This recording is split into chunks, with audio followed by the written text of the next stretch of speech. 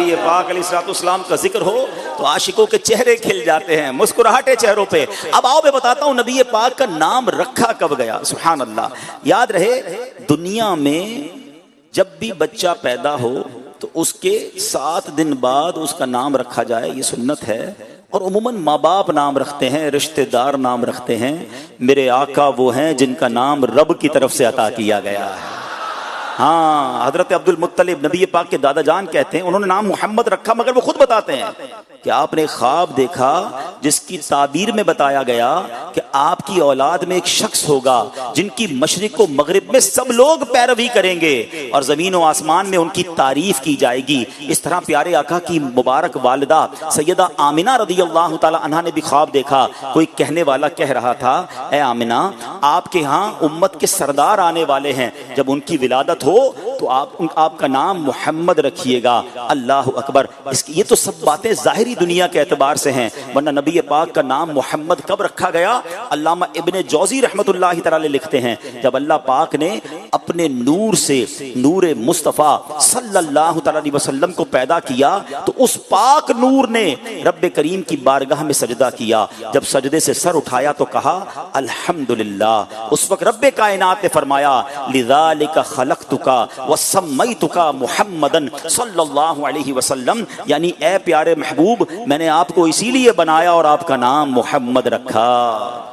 اللہ اکبر رب العلا نے، اللہ اکبر رب العلا نے ہر شے پہ لکھا نام محمد، ہر شے پہ لکھا ہے یوں تو کثرت سے نام لیکن، ہے یوں تو کثرت سے نام لیکن سب سے ہے پیارا نام محمد، سب سے ہے پیارا نام، مل کر نام محمد دل کا اجالا، نام محمد آنکھوں کا تارا، سبحان اللہ۔ اچھا اب نام محمد ایگزیکٹلی لفظ محمد کا معنی کیا ہے؟ آپ سنیں ایمان تازہ ہو جاتا ہے، نام ہی کمال کا ہے۔ نبی پاک کی ذات کی بات تو بعد میں کریں، فقط اگر نام ہی کا جائزہ لیتے رہیں اور اسی کو سمجھتے رہیں تو کہتے نا طبیعت خوش ہو جاتی ہے۔ سبحان اللہ۔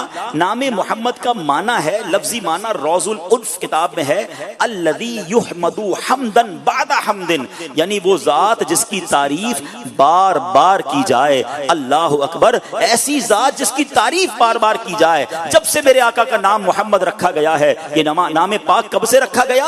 تمام مخلوقات کی پیدائش سے بھی ہزاروں سال پہلے رکھا گیا۔ اس سے معلوم ہوا کہ جب زمین و آسمان، عرش و کرسی، لوح و قلم، جن اور انسان، فرشتے کچھ بھی نہیں تھے، اس وقت سے نبی پاک کی تعریف جاری ہے، اب بھی جاری ہے اور قیامت تک جاری رہے گی۔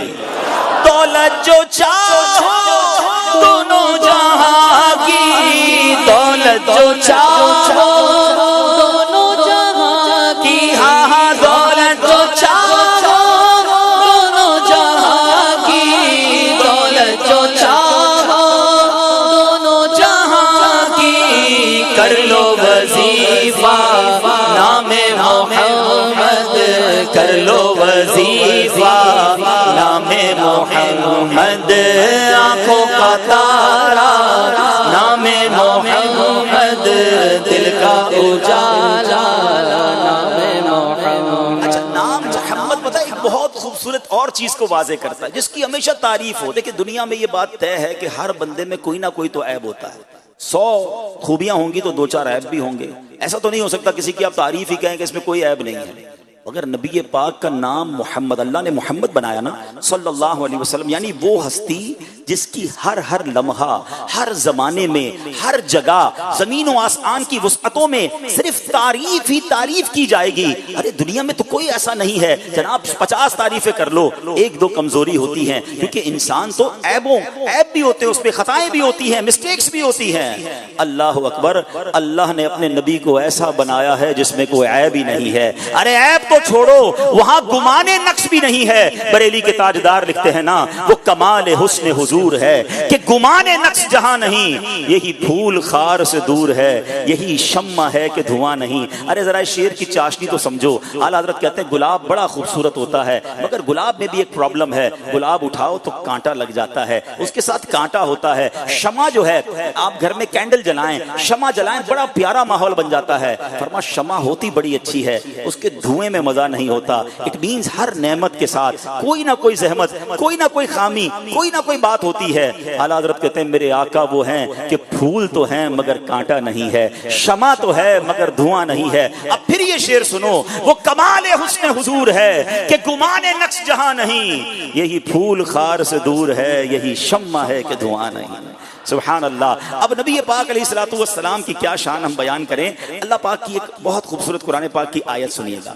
اللہ قرآن میں فرماتا ہے بسم اللہ الرحمن الرحیم قل لو كان البحر مدادا لكلمات ربی لنفد البحر قبل ان تنفد كلمات ربی کلمات ربی ولو جئنا بمثله مددا۔ سورہ کہف کی آیت ہے۔ اللہ فرماتا ہے، آئے ہائے اس آیت کی خوبصورتی دیکھیں، تم فرما دو اگر سمندر میرے رب کی باتوں کے لیے سیاہی ہو جاتا، سارے سمندروں کو انک بنا دیا جائے اور تو ضرور سمندر ختم ہو جاتا اور میرے رب کی باتیں ختم نہ ہوتی۔ اگرچہ ہم اس کی مدد کے لیے اسی سمندر جیسا اور لے آتے، یعنی دنیا میں 67% پانی ہے، اللہ قرآن میں فرماتا ہے سارے سمندر کو سیاہی بنا لیا جائے اور رب کی باتیں لکھی جائیں تو سمندر کی سیاہی ختم ہوگی، رب کی باتیں ختم نہیں ہوں گی۔ اتنا ہی سمندر اور لے آیا جائے۔ مگر اس کی تفسیر میں سبحان اللہ بڑا خوبصورت نقطہ حضرت شیخ عبداللہ محدث دہلوی کہتے ہیں جو لفظ کلمات، اللہ کی باتوں سے مراد کیا ہے، یہاں کون سی باتیں ہیں؟ اللہ اکبر۔ وہ فرماتے ہیں کہ اس آیت کریمہ میں جو کلمات سے مراد ہے وہ کوئی اور نہیں جناب آقا، ہمارے آقا و مولا جناب رسول اللہ صلی اللہ تعالی علیہ وسلم ہیں۔ اس کا مطلب یہ ہوا کہ دنیا بھر کے لکھنے والے قلم لے کر یہ پوری دنیا کے سمندر کی سیاہی بنا کر نبی پاک کے اوصاف لکھنا شروع کریں، نبی پاک کے کمالات لکھنا شروع کریں، پیارے آقا کی تعریف لکھنا شروع کریں۔ وہ کہتے ہیں سارے سمندر کی سیاہی ختم ہو جائے گی، میرے آقا کے اوصاف ختم ہی نہیں ہوں گے۔ تیرے تو وصف میں تنہائی سے ہے بری آقا، تیرے تو وصف میں تنہائی سے ہے بری، حیران ہوں میرے شاہ میں کیا کیا کہوں۔ برسوں سے یہ شعر سن رہے ہوں گے، آج ذرا سمجھ لو۔ قرآن کی آیت سنی، تفسیر سنی کہ سمندر سیاہی بنے پھر بھی بات پوری نہیں ہوگی نبی پاک کی ہے۔ تو اعلیٰ حضرت کہتے ہیں عیب تناہی یہ ایک ایسا عیب ہے کہ کسی کی بھی تعریف لکھو تھوڑے دن بعد، تھوڑے گھنٹوں بعد ختم ہو جاتی ہے۔ کتنی تعریف لکھو گے ایک بندے کی، مگر میرے آقا وہ ہیں جب سے دنیا میں آئے ہیں لوگ تعریف کر رہے ہیں، بات ختم ہی نہیں ہو رہی ہے، بات پوری ہی نہیں ہو رہی ہے۔ اور کیسے پوری ہو جائے؟ تیرے تو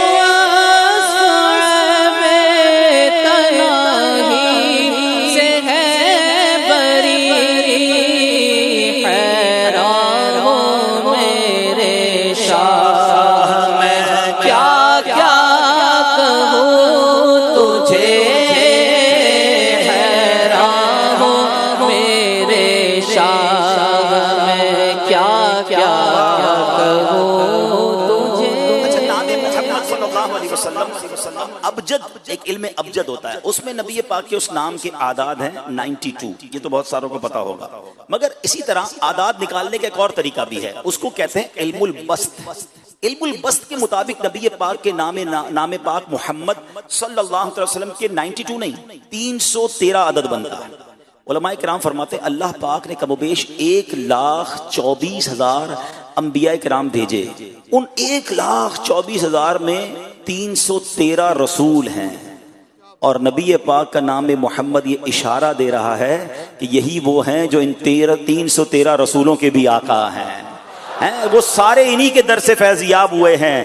اللہ اکبر، یہ سب کے آقا ہیں اور سب انہی سے فیضیاب ہو رہے ہیں۔ سبحان اللہ۔ اور سنو، उलमाए किराम ये भी फरमाते हैं कि इन 1,24,000 कमो बेश जितने अंबिया आए ना, इनको जितने कमालात दिए, इनको जितने फजाइल मिले, इनको जितने मौजज़ात मिले, अल्लाह करीम ने इन सब का मजमुआ नबी पाक को अता फरमाया, और कुछ ऐसा भी अता फरमाया जो किसी और को अता नहीं फरमाया, वो सिर्फ नबी पाक को अता हुआ।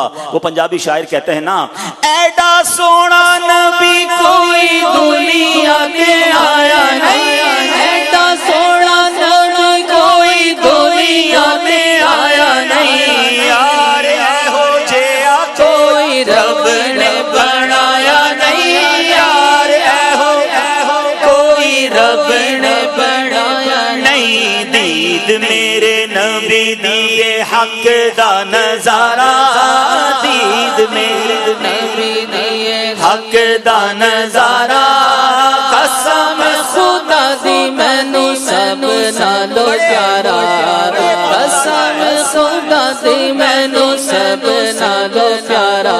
मौजज़ात आए, यकीनन बहुत अंबिया को मौजज़ात दिए, मगर जमीन पर खड़े होकर चांद को टुकड़ा करना ये मेरे आका का कमाल है। अच्छा, टुकड़े कर देना कमाल जरूर है, दुनिया में कोई चीज तोड़ दो ना फिर जुड़ती नहीं है, हैं? मगर मक्के वालों ने कहा था आपने टुकड़े तो कर दिए, अब जोड़ कर भी बताएं। नबी पाक ने कैसा जोड़ा कि आज भी दुनिया चांदनी चांद से ले रही है। मौजज़ात बड़े आए, सूरज की रफ्तार को कोई रोक नहीं सका। आज लोग कहते हैं यार दुनिया चांद पे चली गई, अब आगे की बातें हो रही हैं, सूरज के मदार में जाने की बात हो रही है। अरे जितनी भी तरक्की कर लो, हमेशा सूरज एक रफ्तार से चलता रहा है, कभी ऐसा नहीं हुआ मगरिब के बाद इशा का वक्त ही होता है। मगर जब मुस्तफ़ा के हाथ उठते हैं मकाम सहबा में, मौला अली की नमाज जा रही है, तो दुनिया देखती है कि मगरिब भी हो गई है, फिर सूरज आता है, असर का वक्त होता है और मौला अली नमाज असर अदा करते हैं। शायर कहते हैं ना, करके इशारा सोना सूरज नु मोड़दा, करके इशारा सोना सूरज नु मोड़दा, आपे चंद तोड़दा ते आपे चंद जोड़दा, आपे चंद तोड़दा ते आपे चंद जोड़दा। बिगड़ी बड़ी मेरे नबी दा इशारा, बिगड़ी बड़ी मेरे नबी दा इशारा, कसम खुदा दी मैनू सब नालों